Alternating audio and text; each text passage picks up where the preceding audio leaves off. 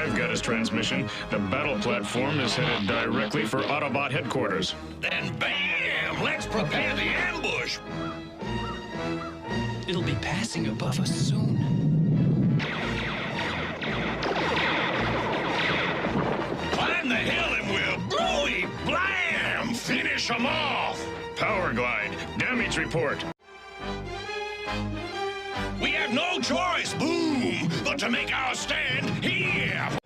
We've got to hold that thing off till the cog arrives. As Optimus Prime used to say, transform and roll out!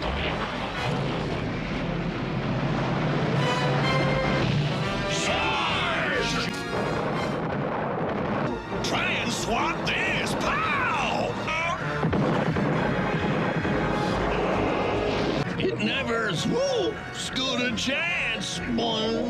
And without the transforming cog, neither does Metroplex. We've got to install this fast.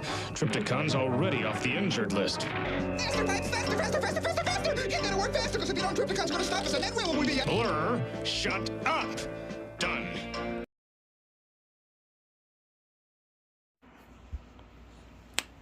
Welcome back once again, everyone, to another Transformers review. In today's review, I will be taking a look at the Transformers Generations for Cybertron Trilogy Kingdom number 32 Deluxe Class Autobot Pipes.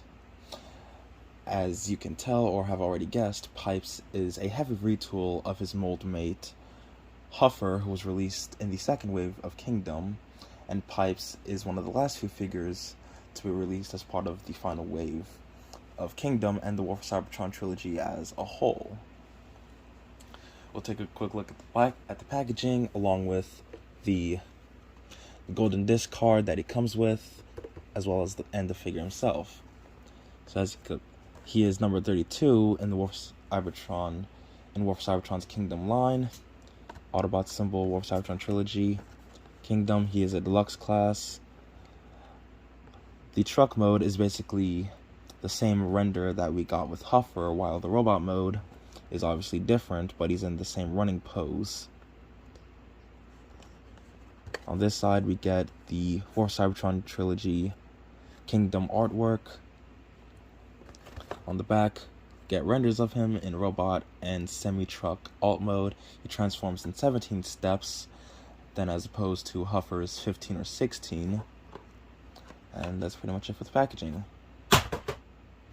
Now, before we take a look at the figure, we'll take a look at his card, and I got Dinobots. And Dinobots is different with this final wave in that he becomes Dynamis, a herald of Unicron. So, and this card isn't the only one where Dinobot becomes a herald of Unicron, as there is a Black Arachnia card that shows her becoming a herald of Unicron as well.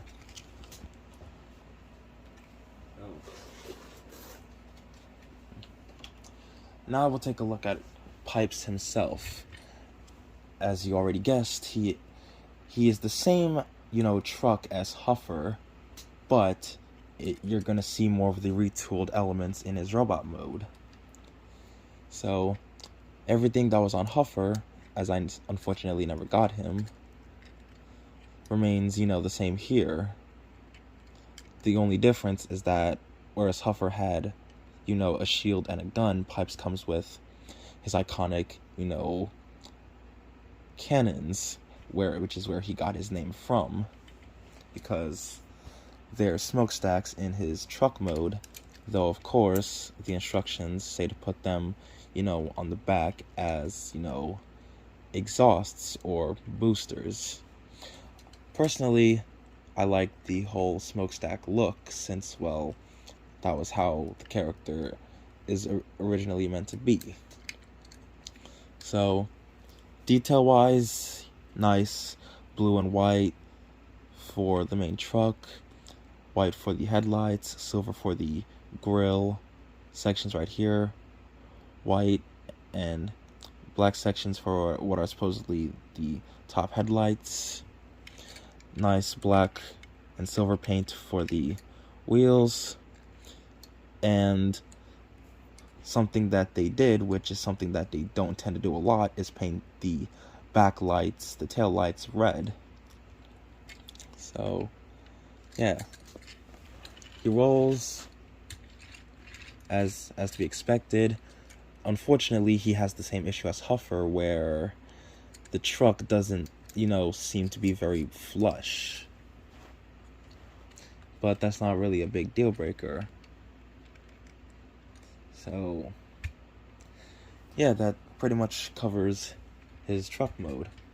Now onto some comparisons. Here he is with another mini bot, that being Kingdom Warpath, who was released in the very first wave of Kingdom.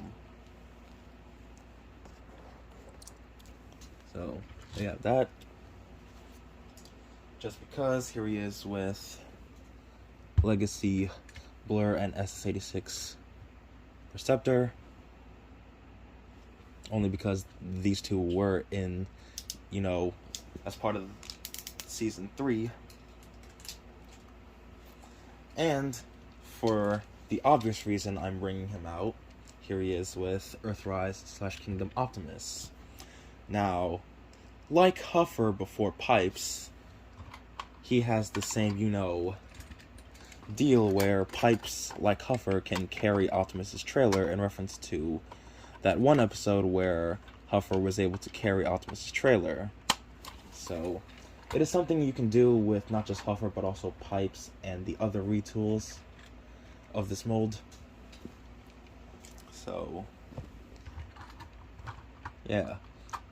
It does, get a bit problematic, because when this section of the trailer is plugged in, it causes Pipes to split apart from the back. So, there you have that. Now, for transformation, obviously what you want to do first is come to the back, take what would be the legs, flip them all the way like this, take these sections, these will become the heel spurs, fold them back like that, and you basically have the legs done. Obviously, split them like so. What you want to do next is take the arms, fold out the fists, rotate the arms to the side, like so. Take the cab section, bring it up like this. And the retooled part is that, whereas Huffer, still kept the cab like this, with Pipes, they retooled him to where this can rotate, which is accurate to his original toy and animation model. So, want to do that. Take this section, bring it down like this, fold in the wheels like so. Then take the arms, rotate them up like this, bring the arms down like so. You can angle, the cab however you want. And last but not least, now this is something that I like to do, is, rotate the head. So, yeah, there you have it. There is Kingdom Pipes in his really accurate robot mode.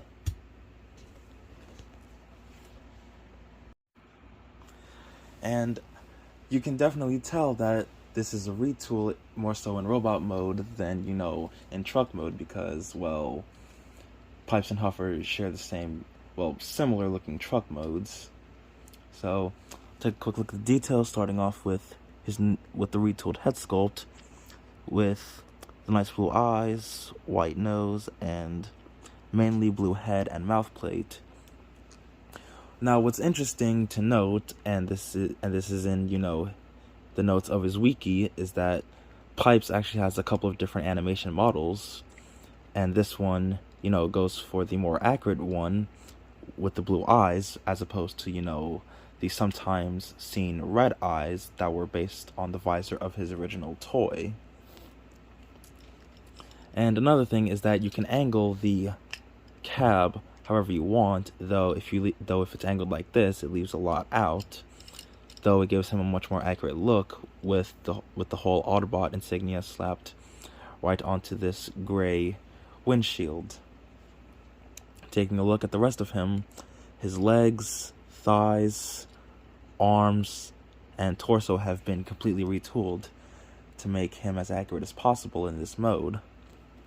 So we get some nice sort of vent details for the chest, nice details for the shins, and obviously the shoulders have been changed. And it's mostly the shoulders as well as the arms that have been changed, though, you know, the mold is still, you know, kept. And as you can see, nice white for the arms, upper legs and thighs, these sections, and what I assume is the collarbone. Obviously, the only back kibble would be just the cab. And yes, he is hollow in the back of the legs, but that's mainly due to transformation. And even if they, you know, added in something to cover it up, it would, you know, hinder the leg articulation. Speaking of which, head is on a ball joint. It can look up and down, rotate the full 360. Arms can rotate the full 360, go in and out. Bicep rotation, bend at the elbow, nothing at the wrist. Uncompromised waist rotation. Legs can kick forward that far, back to a great degree. He can he could do the full splits, though obviously due to this it would hinder it. Thigh rotation on a swivel, deep knee bend due to transformation, and the feet can pivot like so. So he's quite posable. Now moving on to his accessories, that being, you know, his arm cannons, his pipes. They're cast in white plastic but painted in a nice silver, and obviously you can mount them however in whatever place you want. Mostly they're meant to be on his arms.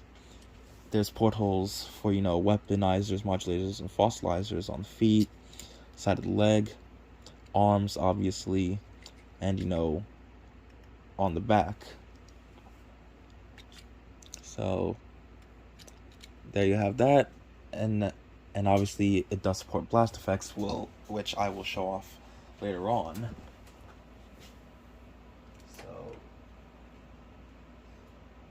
now for some comparisons, here he is with the other mini bot I currently have, that being Warpath,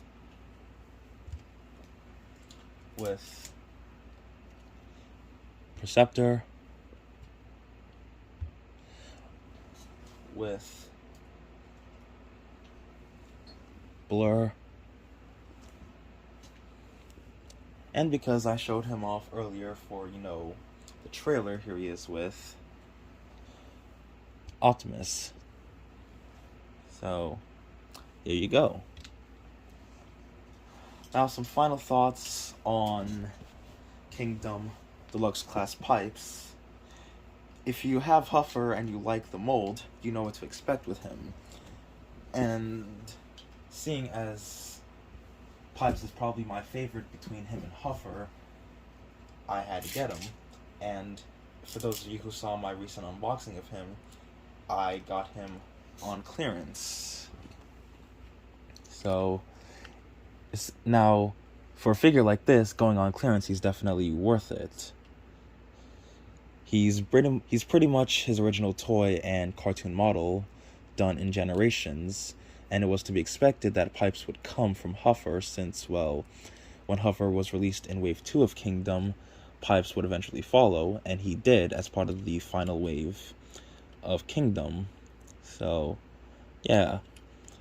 If you missed out on Huffer, then Pipes is probably your second best choice, though even if you didn't miss Huffer, you're not really missing out if you get Pipes, because, well, the amount of retooling that went into him makes Pipes even more worth it, since, well, like I said before, the two have generally shared a mold, with Pipes' transformation being slightly different and altered with the cab. So, yeah, I would have to give him an 8.5 out of 10, as I highly recommend him, and seeing as he is part of the third season of the G1 cartoon, if you are a completionist and you're trying to get characters that were part of the 1986 lineup, then Pipes is not one to pass up on. And he's a really fun little figure, so yeah, there is my look on the Transformers Generations War for Cybertron Trilogy Kingdom Deluxe Class Autobot Pipes. I hope you all enjoyed. Make sure to like, comment, share, and subscribe. And I will see you all in the next one. Ripples. The time stream. What does he mean, Pipes? Beats me. Nuts and bolts, I understand. Theoretical physics? No. Never mind me, Pipes. Concentrate on Perceptor. I'm doing everything I can to bring him around.